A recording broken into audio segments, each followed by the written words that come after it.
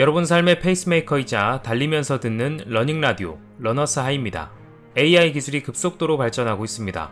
다양한 분야에 이 기술이 접목되면서 또 하나의 혁명이 일어나고 있는 것 같습니다.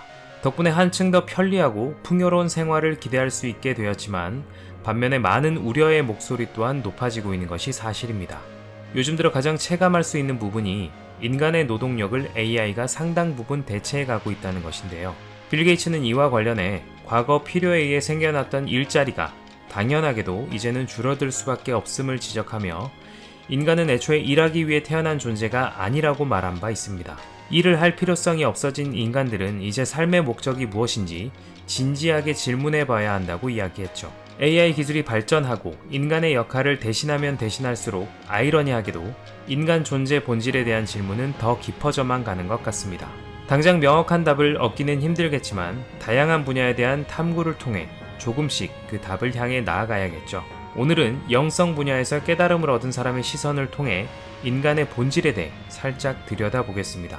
이 분야에서 너무나 유명한 디펙 초프라의 책 우주 리듬을 타라입니다. 그럼 나라는 존재에 대한 러닝 시작하시죠.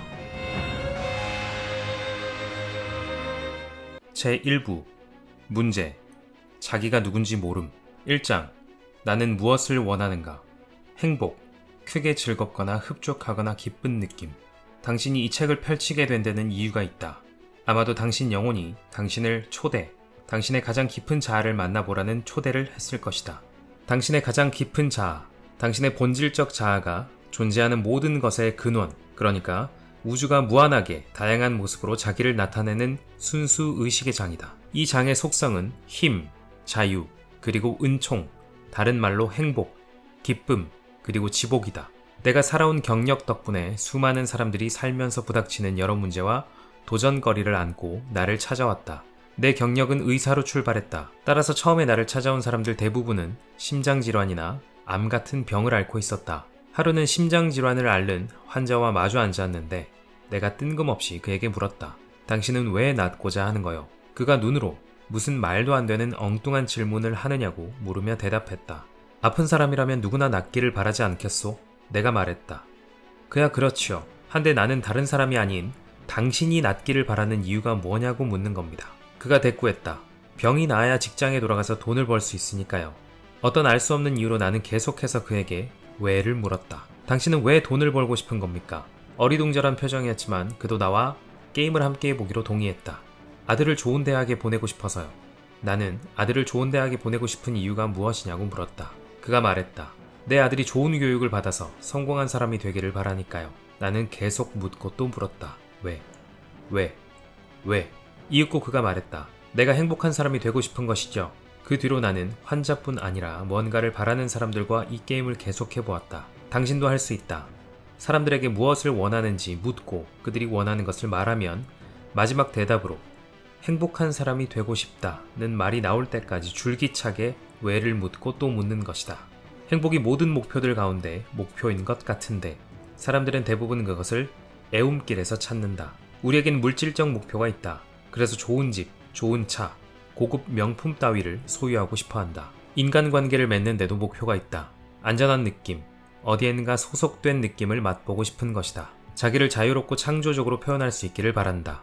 재물이나 권력을 원하는 사람도 있고 명성을 원하는 사람도 있다. 그러나 그들에게 왜 그것을 원하느냐고 물으면 마지막 대답은 거의 같다. 그것을 얻으면 그러면 자기가 행복해지리라고 믿는다는 것이다. 사람들과 이야기를 나누다가 나는 의문을 품게 되었다. 사람들은 어째서 행복을 첫 번째 목표로 삼지 않는 걸까? 왜 이런 부차적인 수단들을 통해서 행복을 추구하는 걸까? 그리고 나는 더욱 흥미로운 사실을 발견하였다. 우리가 부차적인 수단들 대신 첫 번째 목표로 곧장 행복을 설정하면 그러면 우리가 원하는 다른 것들을 더 쉽게 얻는다는 사실이 그것이다. 많은 영성 전통들이 주장한다. 만일 내가 가장 높은 것을 구하면 다른 모든 것이 따라서 너에게로 온다고. 예컨대 신약 성경에서 그리스도는 말한다. 먼저 하늘나라를 구하여라. 그러면 다른 모든 것을 덤으로 얻을 것이다. 하늘나라는 우주공간 어디 멀리 떨어져 있는 장소가 아니다. 그것은 의식 상태이다. 행복도 그렇다. 많은 사람들이 말한다. 나는 행복하다. 왜냐하면 나에게 가족과 친구들이 있으니까. 좋은 직장도 있고 돈도 있고 안전하니까. 그런데 이 모든 행복의 이유들이 너무 더덥다. 바람처럼 왔다가 바람처럼 가버린다. 그리고 행복이 보이지 않을 때 우리는 기쁨을 얻을 수 있으리라는 무의식적 희망을 품고 중독성 있는 쾌락을 추구한다. 겉으로 보이는 행복의 이유들은 결코 참된 행복을 만들지 못한다. 기쁨은 의식의 내면적 상태이다. 의식의 내면적 상태에 따라서 우리는 세계를 인식하고 경험한다. 기쁨의 내적 근원, 그러니까 우리의 창조주, 바탕, 내적 자아와의 긴밀한 연결이 원인이고 행복은 그 결과이다. 당신 안에 있는 기쁨의 근원에 연결되어 있지 않으면 당신이 경험하는 행복이 바깥의 환경에서 오는 것이면 그러면 당신은 당신이 처한 상황과 당신이 만나는 사람들한테서 은혜를 입고 있는 것이다. 이런 종류의 행복은 언제 부서질지 모른다. 세계 가장 오랜 철학서 가운데 하나인 베단타는 말한다. 이유가 있는 행복은 그 이유라는 것이 언제든 사라질 수 있기 때문에 다른 형태의 비참함일 뿐이라고. 아무 이유 없는 행복, 그것이 우리가 경험하고 싶은 행복이다. 행복은 처음부터 우리 안에 있는 의식 상태이지만 자주 어지러운 마음들로 덮여있다. 아름답게 떠오르는 아침 해가 구름 뒤에 숨어있듯이 우리 안에 있는 행복도 매일의 번잡한 관심사들 뒤에 숨어있다. 사회생활을 하면서 깨어있지 않은 때가 많은지라 자기 가슴 깊은 곳에 숨어있는 하늘나라를 일별조차 못하는 것이다. 그래도 우리는 이런저런 제약의 구름 위로 솟아올라 제 속에 있는 진정한 기쁨의 근원을 다시 발견하는 법을 배울 수 있다. 진정한 기쁨을 되찾게 하면서 놀랍고 기적 같은 일들이 일어나기 시작한다. 행복이 저를 표현하는 것과 함께 우리가 우주에 창조하는 힘에 연결되었음이 느껴진다. 아울러 우주와 연결되면 무엇이든지 우리가 원하는 대로 이루어진다는 느낌이 든다. 내면의 행복이 우리의 삶으로 표현될 때 우리 안에 엄청난 힘의 방대한 저장고가 있음을 발견한다. 그 힘이 우리를 두려움과 온갖 제약으로부터 자유롭게 해주고 평소에 갈망해온 풍요로움을 누리게 해준다. 그보다 중요한 것은 그 힘이 우리의 인간관계들을 충실하고 건강하게 만들어준다는 사실이다. 우리는 빛과 사랑의 횃불로 되어 있는 자기를 본다. 우리가 존재하는 것만으로 주변 환경을 더 밝고 평화롭게 만들 수 있다. 게다가 사람들이 몰려와 우리를 지원하고 자연조차도 우리가 하려는 일을 돕는다. 행복하게 살수록 우연한 동시 발생 형태로 우리의 욕망이 저절로 충족되는 경험을 많이 하게 된다. 영성 전통들은 이것을 은혜 입은 상태라고 부른다. 자기가 있어야 할 시간, 있어야 할 공간에 정확히 있게 되고 자연현상 또는 행운의 도움을 받을 때 사람들은 은혜를 입는다고 말한다. 은혜를 입은 상태에서는 우주의 뜻이 우리 생각을 엿보아 우리의 욕망과 의도를 그냥 마음속에 품고만 있어도 모두 채워주는 것처럼 보인다. 그러나 이것으로 이야기가 끝나는 건 아니다. 비록 행복이 모든 목표들 가운데 목표라고 하지만 우리가 진정 원하는 것은 행복을 넘어 우리 존재의 신비를 아는 것이다. 거기에 이르기까지는 아무리 많은 욕망이 충족된다 해도 여전히 남는 불만이 있다. 우리를 못살게 구는 목소리가 우리 안에서 계속 질문을 던지기 때문이다. 나는 누구인가? 나는 어디에서 왔는가? 무엇이 내 인생의 의미와 목적인가? 나는 죽어서 어디로 가나? 우리의 이 물음들에 답해줄 사람은 아무도 없다. 혹시 부모나 문화 또는 종교가 주는 답이 있다면 그것은 맹목신앙 위에서 배운 것을 그대로 받아들인 것일 뿐이다. 아무것도 분명하게 모르는 가운데 단지 그것이 진실이기를 바랄 뿐이라 해도 결국은 권위 있는 누가 그렇게 믿으라고 말했기 때문에 믿는 것이다. 그런 믿음은 불안한 뚜껑으로 덮여있고 오늘 우리 시대에는 너무 나이브해 보인다. 과학은 자연의 법칙과 작용에 관해 우리에게 많은 지식을 안겨주었다. 우리는 전기를 믿지 않는다. 작은 전등 하나로 그것의 존재가 입증된다. 중력 같은 다른 자연의 힘도 믿을 필요가 없다. 중력을 직접 경험할 수 있기 때문이다. 마찬가지로 만일 영혼이 있다면, 내세가 있다면 우리는 그런 것을 믿지 않아도 된다. 우리에게 필요한 것은 믿음이 아니다. 이해이다. 경험이 필요한 것이다. 어째서 우리의 실존에 대한 심오한 질문들을 신앙 위에서 다루어야 하는가? 우리 스스로 답을 찾아낼 방법이 없는 것인가? 우리 존재의 신비를 탐색하고 연구하여 이해할 방법들이 아예 없는 것일까? 그래서 얻은 이해로 우리의 이성과 현대과학에서 얻은 우주에 관한 지식을 아울러 만족시킬 수 없는 것일까? 이 책을 읽으면서 당신이 이미 깊은 차원에서 알고 있는 것을 재발견하고 그것을 기억하는 가운데 큰 놀라움, 무한한 사랑, 그리고 깊은 겸손을 경험하기 바란다. 이것이 내가 이 책에 담은 의도이다. 모든 사람 안에 있는 내적 자아는 우리가 준비될 때까지 참을성 있게 기다리다가 이윽고 그 안에서 만물이 창조되고 배양되고 다시 새로워지는 존재의 밝은 신비로 들어오라는 초대를 하고 있다. 이 신비 안에서 우리는 우리 자신뿐 아니라 세계를 치유한다. 우리 인생의 내면의 자아, 모든 존재의 근원에 접하는 것보다 중요한 임무는 있을 수 없다. 우리 모두의 안에 있는 가장 깊은 자아가 전체 우주의 자아이다. 또한 그것은 모든 치유와 변형의 바탕이기도 하다. 우리가 바뀌기를 세계가 기다려왔다. 세계도 바뀌기를 원하고 있기 때문이다. 우리가 바뀔 때 세계가 바뀐다. 우리와 세계가 하나이기 때문이다. 자, 이제 우리의 여행을 시작하자. 3장. 왜 나는 내가 누군지를 잊었는가? 미신. 자연의 법칙에 대한 무지 또는 두려움의 바탕을 둔 신념. 우리가 몸이라고 부르는 이것은 무엇인가? 우리가 마음이라고 부르는 이것은 무엇인가? 앞으로 알게 되겠지만 몸과 마음에 대한 전통적인 견해들은 그게 그런 줄 알라고 배운 미신 또는 폐기 처분된 개념들에 근거한 것들이다. 감각 경험과 사회적 제약이 우리로 하여금 진정한 우리가 누구인지를 잊게 하는 것이다. 몸에는 더 깊은 몸이 있고 마음에도 더 깊은 마음이 있다. 이 더 깊은 실제를 우리는 경험하고자 하는 것이다.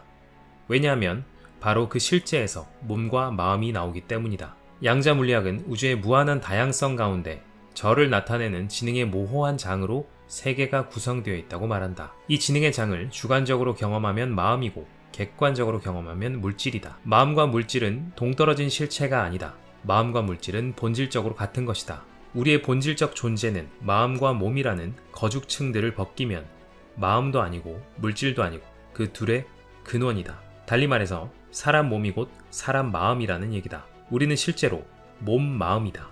이 둘을 결코 떨어뜨려 놓을 수 없다. 또한 마음을 뇌 또는 몸에 가두어 놓을 수도 없다. 그것이 우리 몸을 넘어 전체 우주로 확장되기 때문이다.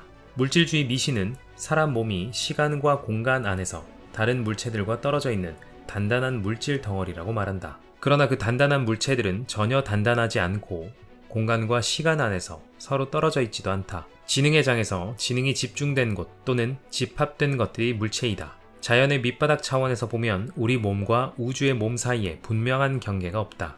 이 진실을 알 때 우리는 동떨어진 몸 안에서 동떨어진 자아로 살고 있다는 착각으로부터 자유로워진다. 만일 물리학자의 눈으로 우리 몸을 본다면 몇 개의 흩어진 점들과 전자 알갱이들이 무작위로 방출되는 거대한 빈 공간이 보일 것이다. 우리 몸은 엄청나게 큰 공간에서 아찔한 속도로 회전하는 소립자들로 구성된 원자들로 이루어져 있다. 물리학자들은 이 소립자를 렙톤, 쿼크, 메손 등 재미있는 이름으로 부른다. 이 소립자들이 우리로 하여금 감각을 통해서 물질을 경험하게 하는데 그것들 자체는 분명 물질이 아니다. 거대한 공백 안에 존재하는 정보와 에너지의 파동이 소립자들이다. 그것들은 끊임없이 공백에서 생겨나 창조하고 반응하고 충돌하다가 다시 공백으로 사라진다. 몸이라는 물질로 자기를 나타내는 지능의 장 대부분이 텅 빈 공간 안에서 이루어지는 양자 파동이다. 사람의 몸 자체가 대부분 텅 빈 공간이지만 그러나 그 공간은 아무것도 없는 공간이 아니다. 오히려 비물질 정보로 가득 찬 공간이다. 그것이 순수 의식이다. 요점은 우리의 참 본성이 비물질 지능의 장이라는 사실이다. 우리 존재의 근본 바탕을 그것이 전체 우주의 장인 까닭에 통일장이라고 부르는 과학자들이 있다. 이 지능의 장이 스스로 생각하고 상호작용할 때 그것의 표출인 물질계가 생겨난다. 물질주의 미신은 사람 몸을 시간과 공간 안에 굳어진 조각품으로 본다. 그러나 끊임없이 바뀌면서 맥동하는 지능의 패턴이 사람의 몸, 마음이다. 그것은 정보와 에너지로 흐르는 강이다. 끊임없이 변하면서 자신을 재창조하는 에너지의 유동적이고 다이내믹한 패턴이다. 그리스 철학자 헤라클레이토스가 말했다. 같은 강물에 두 번 들어갈 수 없다. 끊임없이 새물이 들어오기 때문이다. 우리도 같은 몸으로 두 번 살 수 없다. 매 순간 우리 몸이 저의 확장된 몸인 우주와 에너지를 교환하고 정보를 교환하고 있기 때문이다. 우리 몸에서 기본적으로 이루어지는 에너지와 정보의 활동인 숨쉬고 먹고 소화하고 신진대사하고 생각하는 과정을 자세히 들여다보면 우리가 얼마나 극적으로 얼마나 신속하게 게다가 아무 노력도 없이 순간순간 자기 몸을 새롭게 만들고 있는지 알 수 있다. 숨을 들이쉴 때마다 우리는 수백만 원자들을 마시고 그것들은 심장세포, 간세포, 뇌세포 등으로 바뀐다. 숨을 내쉴 때마다 우리의 조직과 기관의 작은 조각들을 내놓아 그것들을 이 행성의 대기와 교환한다. 방사성 동위원소 연구 결과 우리 몸의 98%가 1년 안에 모든 원자들을 교체한다는 사실이 밝혀졌다. 위장 내벽은 닷새 만에 새로워지고 피부는 한 달, 간은 6주, 뼈는 석 달 만에 새로워진다. 수백만 년 세월의 진화 과정을 모두 기억하고 있는 우리의 유전자조차도 6주쯤 지나면 이전의 것이 아니다. 그런즉 당신이 말하는 육체적 몸이라고 하는 것이 어느 몸을 말하는 것인가? 오늘 당신의 몸은 석 달 전 당신의 몸이 아니다. 물질주의 미신은 사람 몸을 어쩌다가 생각할 줄 알게 된 육체적 기계로 본다. 하지만 실은 무한의식이 어쩌다가 마음을 만들고 저 자신을 사람 몸으로 나타내는 것이다. 사람 몸은 순수의식의 장 안에서 움직이는 지능의 패턴이다. 이 의식의 장에서 우리 몸의 대부분 텅 빈 공간에서 생각과 느낌이 생겨나고 그것들이 우리 몸의 분자들로 되는 것이다. 생각이란 원초적인 차원에서 볼 때 에너지와 정보의 충동이고 순수의식의 장에서 오는 것이다. 우리가 깨어있으면서 경험하는 흐릿한 충동인 생각이 우리를 부추겨 물을 마시게 하거나 여기에서 저기로 걸어가게 한다. 하지만 그것은 그냥 하나의 생각만이 아니다. 느낌, 욕망, 본능, 관념이기도 하다. 바로 이 존재의 차원에서 우리가 생각을 할 때 분자들을 만들어낸다는 사실이 과학 실험으로 밝혀졌다. 어떤 생각이나 느낌이 있을 때 우리 뇌는 뉴로펩티드라는 화학물질을 생산한다. 그것들이 뇌에서 발견됐기 때문에 뉴로라고 하고 단백질 비슷한 분자 구조로 되어 있어서 펩티드라고 한다. 이 뉴로펩티드가 어떻게 뇌세포들이 영어로가 아니라 내면의 공간에서 나오는 화학적 메신저들의 언어로 서로 말을 나누고 있는지를 말해준다. 이들 화학적 메신저들을 받아주는 수용체가 뇌세포 표면에 있음을 과학자들이 밝혀냈다. 한 뇌세포가 다른 뇌세포에 하고 싶은 말이 있으면 뉴로펩티드를 만들어 상대 뇌의 세포의 수용체에 연결시키면 된다. 결국 우리가 생각한다는 것은 뇌세포에서 화학작용이 일어나는 것임을 뜻한다. 그런데 이들 화학적 메신저를 받아들이는 수용체가 신체의 다른 부위들에도 있다는 사실을 과학자들이 발견하였다. 그것들은 뇌세포뿐 아니라 위장세포, 심장세포, 결장세포, 신장세포 등 거의 온몸에 분포되어 있다. 위장세포와 심장세포 그리고 다른 세포들 모두 우리가 생각을 할 때 뇌세포가 생산하는 것과 동일한 화학물질을 만들어낸다. 그러니까 우리는 생각하는 몸을 가지고 있는 것이다. 따라서 우리는 마음을 뇌에만 가두어 둘 수 없게 되었다. 온몸의 모든 세포들에 그 마음이 있는 것이다. 우리가 슬퍼서 가슴이 아프다 또는 기쁨으로 온몸이 떨린다고 말하는 것은 진실을 제대로 표현하는 것이다. 그것이 우리 몸의 가장 근본적인 차원인 화학적 차원에서 실제로 일어나는 일이기 때문이다. 사촌이 땅을 사면 배가 아프다는 말도 그냥 은유적으로 하는 말이 아니다. 뇌가 무슨 생각을 할 때 일어나는 화학작용이 위장에서도 똑같이 일어나기 때문이다. 실제로 머리 감각보다 위장의 감각이 더 예민할는지 모른다. 위장세포가 저 자신을 의심하는 단계까지는 아직 진화하지 못했을 테니까. 우리가 평온함을 느낄 때 우리 몸은 제약회사들이 만드는 것과 비슷한 진정제를 만들어낸다. 다만 좀비처럼 멍해지지 않게 하는 점이 다를 뿐이다. 우리가 불안을 느낄 때 우리 몸은 신경과민 분자들을 생산한다. 그런데 그것들은 아드레날린 선에서만 만들어지는 게 아니라 몸의 모든 부위에서 만들어진다. 신나는 기분이 들 때 우리 몸은 강력한 항암 기능을 하는 면역 분비물을 생산한다. 암, 전염병, 퇴행성 질환들로부터 우리 몸을 지켜주는 면역 체계 또한 물질로 변환된 생각, 곧 화학적 메신저들을 받아들이는 수용체를 가지고 있다. 면역 체계는 순환하는 신경계이다. 그것은 지능이 있으며 몸의 구석구석을 돌아다닌다. 그런 까닭에 우리는 자신의 면역체계 세포들이 모르게 생각하거나 느끼거나 욕망할 수 없다. 면역세포들이 우리 안에서 이루어지는 모든 대화를 면밀하게 엿듣고 있다. 우리가 생각하거나 꿈을 꾸거나 그냥 막연한 충동을 느낄 때마다 면역세포들이 귀를 기울이면서 우리가 생각할 때 뇌에서 분비되는 것과 동일한 화학물질을 생산한다. 면역세포들은 저마다 자기 견해, 지능, 정서를 지닌 작은 존재들이다. 좀 엉뚱한 소리로 들릴지 모르겠으나 이것은 과학적 진실이다. 당신한테는 가까이 해도 되는 박테리아와 멀리해야 하는 박테리아, 해로운 발암물질과 해롭지 않은 화학물질을 구분할 줄 아는 생각하는 면역체계가 있다. 어떤 박테리아를 만날 때 비록 당신의 몸이 한 번도 그것을 만난 적이 없다 해도 당신 몸은 인류 역사상 첫 번째 사람이 그 박테리아를 만나던 때를 기억하고 그것에 적절하게 대처한다. 빈틈없이 정교한 약국이 당신 안에 있는 것이다. 당신이 처방하면 당신 몸은 정확한 분량의 약을 정확한 때, 정확한 기관을 위하여 부작용 없도록 조제해서 한 봉투에 빠뜨리지 않고 담아준다. 이로써 당신 몸이 얼마나 지능적인지 알 수 있거니와 실제로 당신 몸 전체가 바로 이 지능의 창고이다. 그런데 이 모든 것이 힘, 자유, 은총과 무슨 연관이 있단 말인가? 당신의 몸, 마음과 전체 우주를 만든 같은 지능의 장이 바로 당신이라는 진실을 안다면, 그것을 머리와 몸으로 안다면 어째서 당신이 그 창조의 힘을 발휘하지 못하겠는가? 어째서 어디에도 묶이지 않는 무한의식의 자유를 누리지 못하겠는가? 어떻게 은총 안에서 살지 않을 수 있겠는가? 참 당신이 누군지를 진실로 안다면 순수의식의 어느 부분이 당신한테서 작용하지 않겠는가?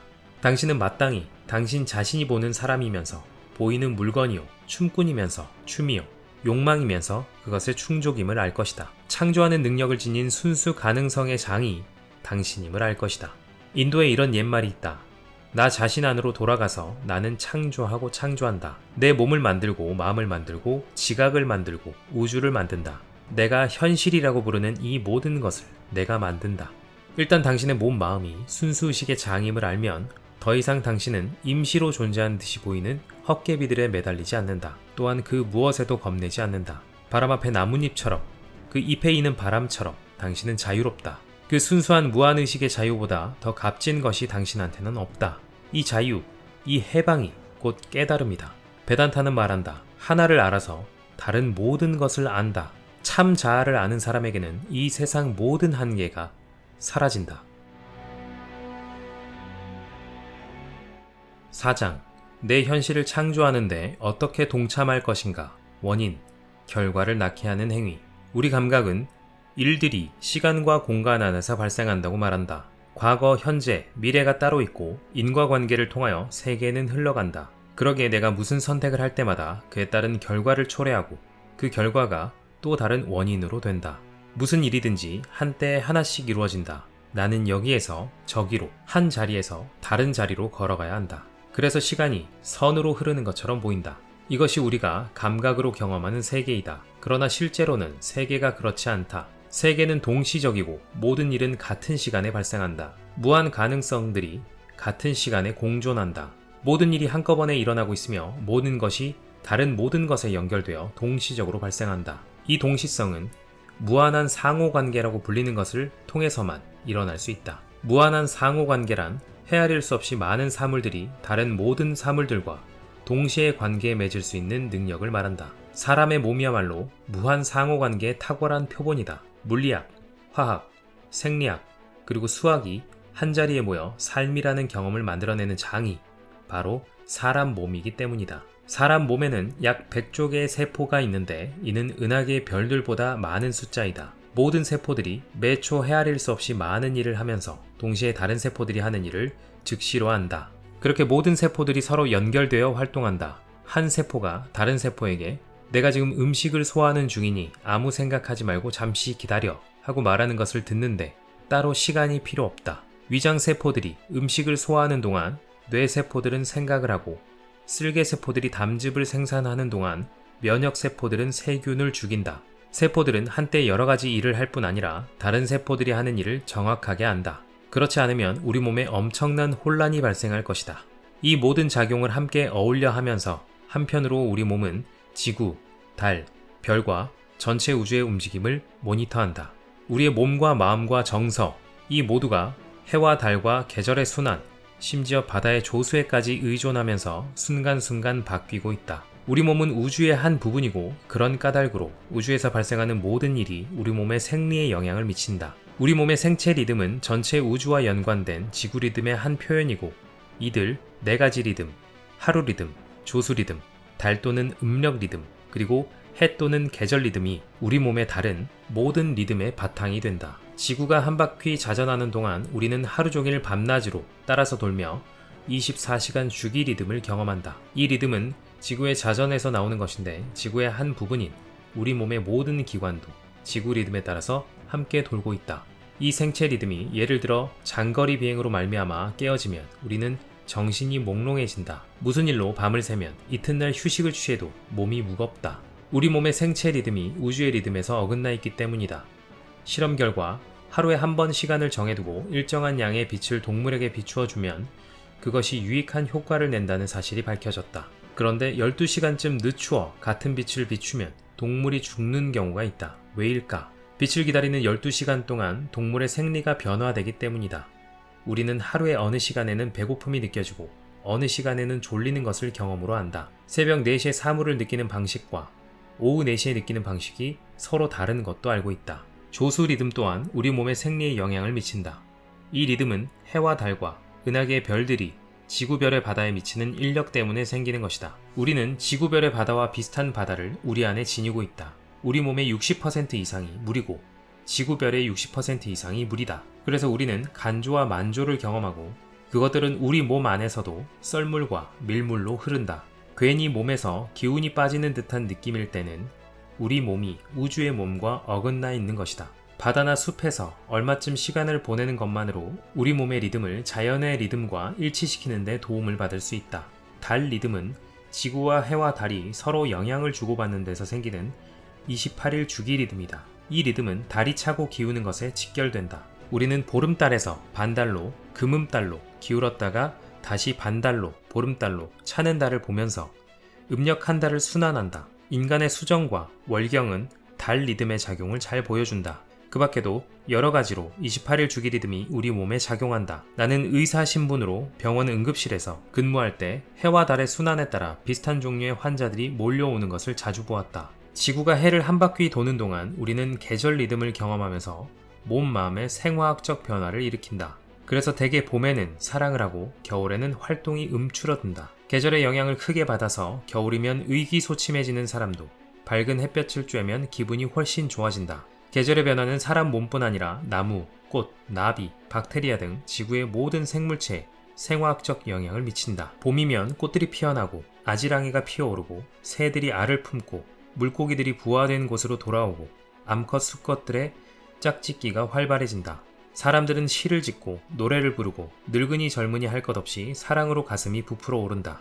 계절 리듬이 우리 몸 마음에 생리적, 정신적, 정서적 영향을 미치는데 모두가 지구와 해의 관계에서 빚어지는 것들이다. 리듬들 안에 또 리듬들이 있어서 매우 복잡하지만 모두 어울려 하나의 심포니를 이룬다. 이 모든 리듬들이 우주의 심포니를 창조하는데 우리 몸 마음은 언제나 이 우주 리듬에 일치하려고 한다. 우리 몸 마음은 나머지 우주에서 분리시키는 것은 사물의 본 모습을 있는 그대로 보지 않는 것이다. 우리의 몸 마음은 더 큰 몸 마음의 한 부분이고 우주의 한 부분이다. 그러므로 우리 몸의 생리 안에서 우주 리듬이 순환하는 것이다.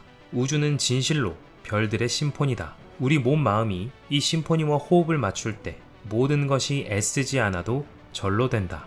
우주의 충실함이 우리 안에서 황홀한 기쁨으로 흐른다. 모든 세포들에 침투되어 있고 그것들을 연결시켜 움직이게 하며 이 모든 일을 우리의 깊은 잠재의식 차원에서 이루는 지능의 장이 우리 몸 마음으로 표출되는 것이다. 이 몸 마음의 표출을 과학자들은 무한한 상호관계라고 부른다. 우리는 과학자가 아니다. 그래서 우리 몸 마음의 질을 전지전능 그리고 무소부재라고 말하는 것이다. 내가 지금 꽤나 신비스러운 말을 하고 있는 것처럼 들리겠지만 이는 정확하고 분명한 과학적 진술이다. 이보다 더 극적으로 전지전능과 무소부재를 보여주는 예가 없을 것이다. 마음은 모든 것을 한꺼번에 안다. 동시에 모든 곳에 있고 못하는 일이 없다.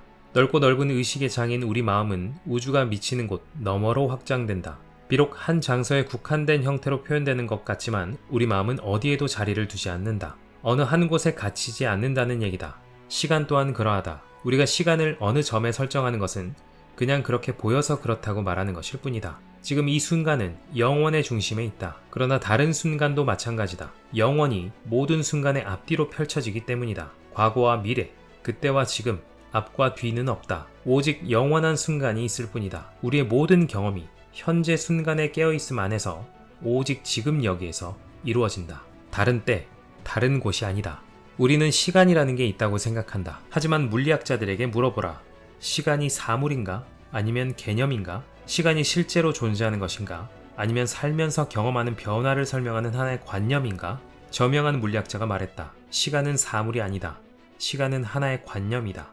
물리학자들은 더 이상 시간이라는 말을 쓰지 않고 대신에 시공간 연속체라는 말을 쓴다. 시간이 절대적인 현상이 아니라 상대적인 현상임을 알기 때문이다. 하루에 한 바퀴 스스로 돌면서 시속 수천 킬로미터 속도로 태양을 돌고 있는 지구별이 우리로 하여금 시간을 경험하게 한다. 그러나 시간은 환이다. 변화와 관계를 지각하고 경험하면서 그 내용을 설명하기 위하여 사용하는 관념이다. 의식은 무한하고 경계가 없고 영원하다.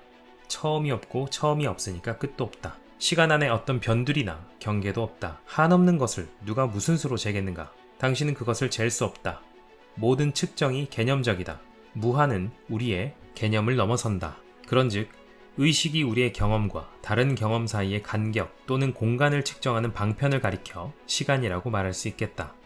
시공간 연속체가 원인과 결과를 만들고 그것이 우리가 물질 세계에서 겪는 온갖 경험을 만든다. 어떻게 이 모든 것을 우리에게 적용시킬 것인가? 우리가 시간이라는 개념을 해석하는 방법, 경험되는 시간을 소화시키는 방법이 우리 몸 마음에 다른 생리적 변화를 가져온다. 이것이야말로 매력 있는 생리 현상이다. 몇 가지 다른 시간대를 여행할 때 수면과 휴식, 식욕과 배설의 순환을 통제하는 24시간 주기 리듬이 흔들린다.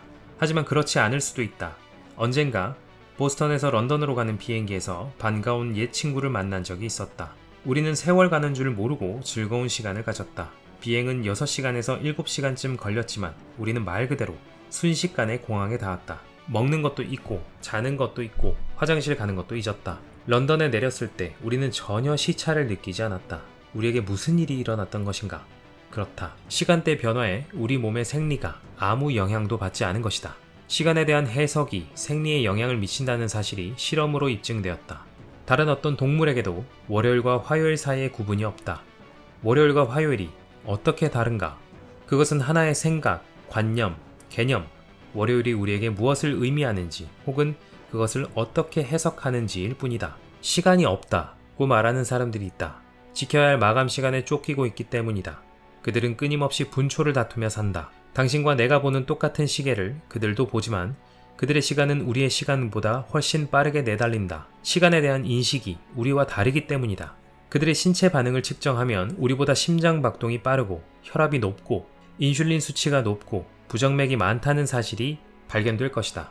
그러다가 돌연 심장마비로 죽으면 말 그대로 시간이 그들한테서 바닥난다. 그들의 마음에서 급히 달려가는 시간이 경험 속에서 급히 달려가는 시간으로 바뀐 것이다. 그런가 하면 나한테 있는 건 시간뿐이다 라고 말하는 사람들도 있다. 그들의 맥박은 느리고 혈압은 낮고 신체 반응은 느긋하고 그래서 더 오래 산다. 시간이 멈춰버린 것 같은 순간도 있다. 펼쳐지는 산의 절경에 숨이 막힌다. 시간이 멈추었다. 시간이 멈출 때 생각도 멈춘다. 생각이 멈출 때 몸에서 일어나는 변화들에 대한 느낌도 멈춘다. 실제로 과학자들이 엔트로피 또는 노화라고 부르는 것이 그 순간에 멈춘다. 왜냐하면 노화는 부분적으로 우리가 시간을 어떻게 해석 또는 소화하느냐의 표현이기 때문이다. 레지던트 시절에 나는 정신병동에서 근무했는데 환자들 가운데 어떤 사람은 시간 개념이 없다는 사실을 알게 되었다. 결과적으로 그들의 몸이 늙지 않는 것 같았다. 실제로 30대 모습을 한 60대 여인을 나는 보았다. 그런 사람들이 생각보다 많다. 어떻게 그런 일이 가능한 걸까? 시간이라는 개념이 그들한테 없고 시간이라는 것이 처음부터 하나의 개념에 지나지 않기 때문이다. 그러니 시간에 대한 이 모든 다른 경험들은 우리 의식 속에서 일어나는 다른 해석들일 따름이다. 시간을 어떻게 해석하느냐, 공간을 어떻게 해석하느냐, 물리적 실제를 어떻게 해석하느냐가 신체에 대한 우리의 경험을 포함해 물리적 실제에 대한 경험을 결정한다. 우리 몸은 우리의 감각적 경험과 그것에 대한 우리의 해석으로 이루어지는 신진대사의 결과물이다. 당신은 시간이나 변화를 어떻게 경험하는가? 만일 당신이 항상 바쁘고 그래서 늘 시간에 쫓기며 산다면 당신 몸에서도 그렇게 급한 변화가 일어나고 있을 것이다. 반면에 시간에 대한 당신의 해석이 좀 더 진실해, 오직 영원한 지금에 있을 뿐이라는 진실에 가깝다면 그 관념이 당신 몸에 그대로 반영될 것이다. 당신은 현재에서 과거를 경험할 수 있고 현재에서 미래를 내다볼 수 있다. 그러나 만일 당신이 현재에 머무를 수 있다면 그렇다면 흐르는 세월과 함께 발생하는 물리적 변화들이 당신 몸에서 일어나지 않을 것이다. 어느 베다 스승이 말했다. 사람들이 늙어 죽는 이유는 늙어 죽는 사람들을 보고 있기 때문이다. 우리가 보는 것이 우리로 된다. 우리가 만지는 것이 우리로 된다. 과거에 대한 기억들까지도 우리 몸에서 끊임없이 물리적 반응을 일으킨다. 현실에 대한 우리의 해석, 몸 마음에 대한 우리의 해석이 우리 안에서 온갖 생화학적 반응을 일으킨다. 해석들이 기억들로 되고 기억들은 저도 모르게 자연 발생적으로 변화를 촉진한다. 어디에 이 기억들이 자리 잡고 있는 것일까? 그것들은 모든 곳에 있다. 우리 영혼 안에 편만에 있고 뇌세포들 안에서 제 모습을 나타내며 우리 몸의 모든 세포들에 암호로 내장되어 있다. 당신 몸은 관념들의 장이고 그것들의 표출이 지금 당신이 경험하고 있는 몸이다. 당신 몸이 하나의 육체로 된 기계라고. 그래서 어떻게든지 늙어가게 마련이고 환경의 변화에 의하여 균형을 잃게 되어 있다고 생각하면 그 모든 생각이 당신 몸에서 생화학적 변화를 일으킨다. 이 생각들이 바뀔 때 생화학적 변화 또한 바뀐다는 사실이 실험으로 입증되었다. 당신 몸을 보는 당신의 방식이 달라지면 자동으로 당신 몸에서 변화가 일어난다는 말이다. 광대한 지능의 장에 있는 하나의 지능 패턴으로서 당신은 당신이 경험하는 세계를 창조하는 데 동참한다. 저기 바깥의 세계가 객체인 세계처럼 보이지만 실은 주체인 세계요. 당신의 해석들로 만들어진 세계이다. 당신은 감각을 통해서 세계를 해석하는 법을 배워 익혔고 그것이 당신의 몸 마음에 대한 경험을 포함하여 모든 지각되는 경험들을 가져다 준다. 몸 마음이 어떻게 제 경험을 해석하고 구성하는지를 보여주는 흥미로운 예가 플라시보 반응이다.